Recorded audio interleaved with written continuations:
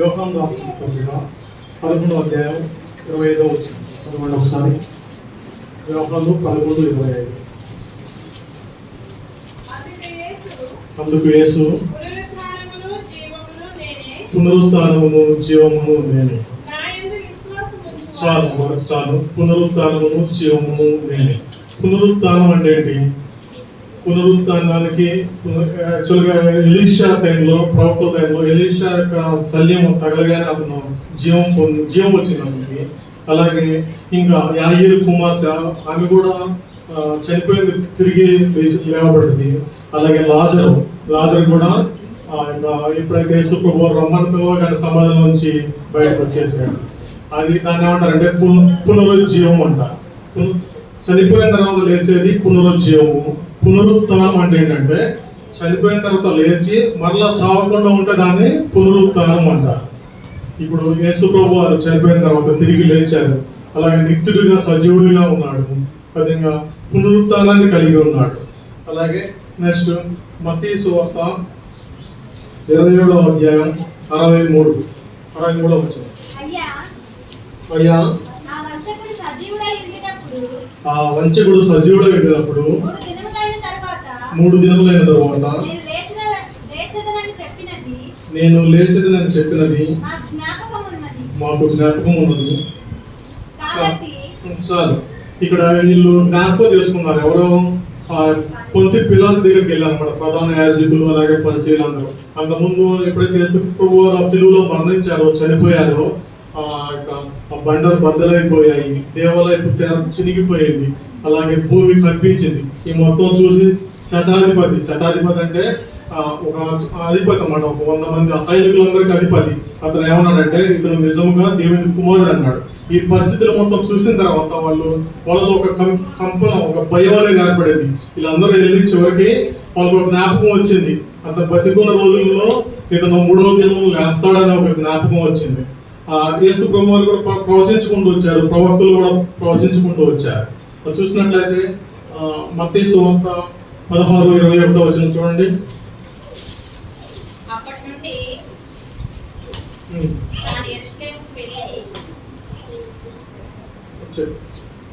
పెద్దల చేతను, ప్రధాన యాజకుల చేతను, శాస్త్రుల చేతను అనేక హింసలు పొంది చంపబడి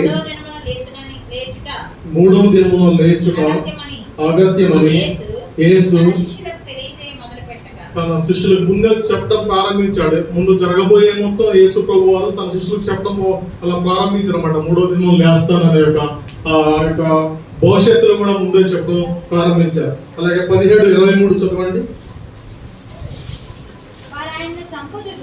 వారు ఆయనను చంపుదురు, 3వ దినమున ఆయన లేచినని వారితో చెప్పాడు. వారు బహుగా దుఃఖపడి, ఈ విధంగా ముందే చనిపోవడానికి ముందే యేసు ప్రభువు చెప్పేది ఆ శిష్యులు విన్నారో లేదో తెలియదు, కానీ ఆ చుట్టుపక్కల అందరూ లేస్తాడని వాళ్ళు జ్ఞాపకం తెచ్చుకున్నారు అన్నమాట. అలాగే కీర్తన గ్రంథాల్లో దావీదు రాస్తూ 22వ కీర్తన 16వ కీర్తన 10వ వచనం చదవండి ఒకసారి.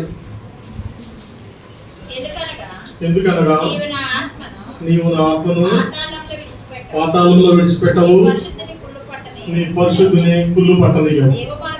చాలా ప్రవక్తలు కూడా ప్రవచించారన్నమాట. అతని యొక్క కుళ్ళు పట్టదు, అలాగే అలా వదిలిపెట్టకూడదని ముందే ప్రవచించారు. ఈ విధంగా ఈ మొత్తం మాటలు వాళ్ళు జ్ఞాపకం చేసుకొని పొంది పిలాతు దగ్గరికి వెళ్ళి వాళ్ళు ఏమడుగుతారంటే, మాకు కావలికి దాన్ని కాయడానికి, అలాగే అతను లేచాడు అనుకోండి, లేచి మళ్ళా మొదటి నింద కంటే కడపటి నింద ఇంకా చెడ్డదైపోద్ది, ఆ శిష్యులు కూడా ఎత్తుకొని పోయి నిజంగా యేసు ప్రభు వారు చెప్పినట్టు లేచాడని వాళ్ళు ప్రచారం చేస్తే ఇంకా మనకి ఇంకా చాలా అపరాధం, అలాంటి పరిస్థితులు ఏర్పడతాయని ముందే భావించి పొంది పిలాతు దగ్గరకు పోయి సమాధిని రాతితో ఒక సీల్, ఒక ముద్ర వేయించి ఆ కావలి ఉండటానికి పర్మిషన్ అడుగుతూ ఉంటాను అనమాట. ఇంకా చూసినట్లయితే లూకా సువార్త 24వ వచనం, 24వ గ్రంథం 7వ వచనం చూడండి. మనిషి కుమారుడు పాపిష్టులైన మనుషుల చేతికి అప్పగింపబడి సిలువ వేయబడి 3వ దినమున లేవవలసి ఉన్నదని ఆయన మీతో చెప్పిన మాట జ్ఞాపకం చేసుకుని వారితో అనరి. ఈ మగ్దలేని మరియా అంటే ఎవరు? ఈమె 7 దెయ్యముల చేత శోధింపబడి విముక్తి పొందినటువంటి వ్యక్తి అనమాట. మార్కు 16 చూసినట్లయితే మగ్దలేని మరియా అనే ఆమె 7 దెయ్యములు పట్టబడితే అంత ముందు, కానీ ఆమె విముక్తి పొందుతూ ఉంటుంది. వీళ్ళందరూ ఎప్పుడు జ్ఞాపకం చేసుకున్నారు? వీళ్ళందరూ యేసు ప్రభువారిని ఆదివారం తెల్లవారుజామున చూడటానికి వెళ్ళి ఆ మృతుల్లో వెతకడానికి ప్రారంభించినప్పుడు అక్కడ ఉన్న దూతలు ప్రత్యక్షమై దూతలు చెప్తూ ఉంటారు అన్నమాట వీళ్ళకి. ఇప్పుడు వీళ్ళు చనిపోయిన తర్వాత ముందు వాళ్ళేమో చుట్టుపక్కల వాళ్ళు ఆ యొక్క పరిశీలు యాజకులు ముందే జ్ఞాపకం చేసుకున్నారు లేస్తారని. కానీ వీళ్ళు ఆ మృతుల్లో వెతకడానికి పోయినప్పుడు చూసి అప్పుడు ఆ దూతలు అనే వాళ్ళు చెప్పినప్పుడు అప్పుడు జ్ఞాపకం అవుతుంటుంది ఈ యొక్క వీళ్ళందరికీ. రండి, యాక్చువల్గా యేసు ప్రభు వారు లేవడానికి రాయి దొర్లించబడుతుంది కదా, రాతి ముద్ర వేసినప్పుడు రాయి దొర్లించబడుతుంది. అసలు యేసు ప్రభు వారు రాయి ముద్రని ఆ యొక్క రాయి తొలగించడం అనేది అవసరమా అంటే అవసరం లేదు. ఆ యొక్క యూదయ ప్రాంతాలలో శిష్యులందరూ గుమిగూడి ఆ యొక్క వాళ్ళందరూ యూదులకు భయపడి తలుపులు వేసుకొని ప్రార్థన చేసుకున్నప్పుడు యేసు ప్రభు వారు అక్కడ ప్రత్యక్షం అవుతారు. కానీ ఏది మహిమ కలిగిన శరీరంతో, ఎముకలు మాంసాల మహిమ కలిగిన శరీరంతో. కానీ ఎందుకు రాయి దొరలించబడిందని ఇక్కడ కారణం మనం చూసినట్లయితే ఆ యొక్క మన లోకానికి తెలియాలి. యేసు ప్రభువు రాయంలో కూడా బయటికి రావచ్చు మహిమ శరీరంతో, కానీ ప్రపంచానికి లోకానికి తెలియాలి. ఆ సమాధి అనేది తెరవబడి ఉన్నది, ఖాళీ ఉంది. అన్ని సమాధులు మూయబడతాయి, కానీ యేసు ప్రభు వారి సమాధి మాత్రం తెరవబడి ఉంటుంది. ఆ ప్రపంచానికి తెలియాలనే ఉద్దేశంతో ఆ రాయి అనేది దొరిలించబడింది. ఎప్పుడైతే దూత వచ్చిందో ఆ కావిలి ఆ మెరుపులు వచ్చినప్పుడు కావిలి వారు మొత్తం బిక్క చచ్చిపోయిన వాళ్ళే అలా ఎలాంటి పరిస్థితులు అలా ఉండిపోతూ ఉంటారు అన్నమాట. నెక్స్ట్ చూసినట్లయితే 1 కొరింథీయులు 15:17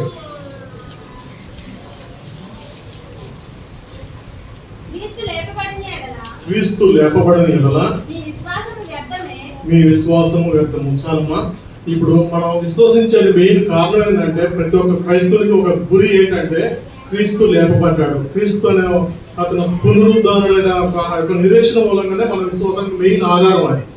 అలాగే 20 వచనం చూసినట్లయితే ప్రథమ ఫలము చదవండి ఒకసారి. ఇప్పుడైతే నిద్రించిన వారిలో ప్రథమ ఫలముగా క్రీస్తు మృతుల నుంచి లేపబడినాడు. మొట్టమొదటిగా ఆ ప్రథమ ఫలముగా క్రీస్తు మృతుల నుంచి లేపబడినాడు. ఇది మన క్రైస్తవ్యానికి మెయిన్ ఒక పిల్లర్ లాంటిది, ఒక పునాది లాంటిది. ఓకే, లాస్ట్ చూసినట్లయితే హెబ్రీయులు 12వ అధ్యాయం 1వ వచనం చూడండి. ఇంత గొప్ప సాక్షి సమూహము మేఘము వలె ఆవరించి ఉన్నందున మనము కూడా ప్రతి భారమును సులువుగా చిక్కులు పెట్టు పాపమును విడిచిపెట్టి విశ్వాసమునకు కర్తయు దానిని కొనసాగించువాడైన యేసు వైపు చూచుచు మన ఎదుట ఉంచబడిన పందెములో ఓపికతో పరిగెడదాం. ఈ హెబ్రీలు రాసుకుంటూ అంటున్నాడు పౌలు, ఇంత గొప్ప సాక్షి సమూహము ఒక మేఘమూలే మనం ఆవరించినందున మనము ప్రతి పాపము అలాగే విడిచిపెట్టాలి, అలాగే ప్రతి భారమును విడిచిపెట్టాలి. విశ్వాసముకు కర్తయు దాన్ని కొనసాగించువాడైన యేసు క్రీస్తు వైపు చూచుచు పందె రంగంలో ఓపికతో పరిగెత్తుదాం అంటున్నాడు. అలాంటి కృప మనందరికీ దయచేయను గాక. ఆమేన్.